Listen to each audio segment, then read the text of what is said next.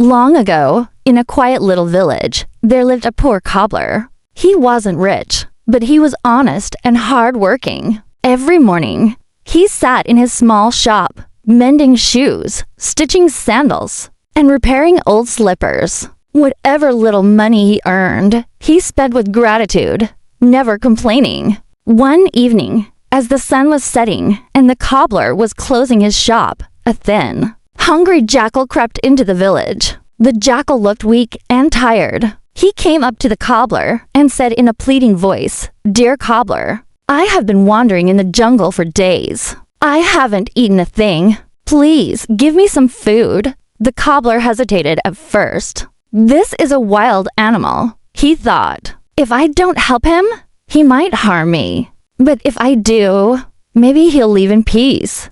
Finally, out of kindness, the cobbler gave him a small piece of bread from his own meal.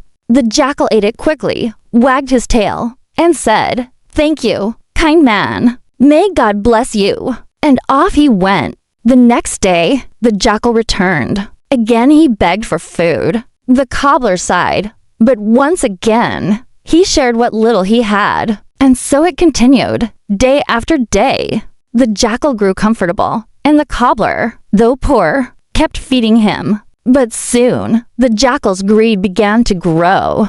Bread was no longer enough. One day, he bared his sharp teeth and said, "Cobbler, I am tired of dry bread. Today, I want meat.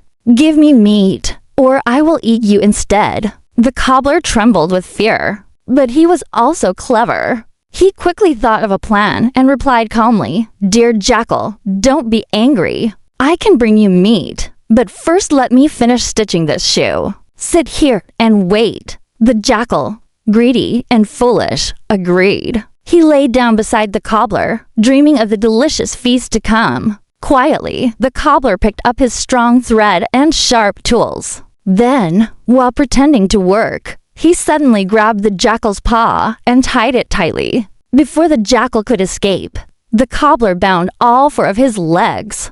The jackal cried out in panic, "What are you doing? Let me go.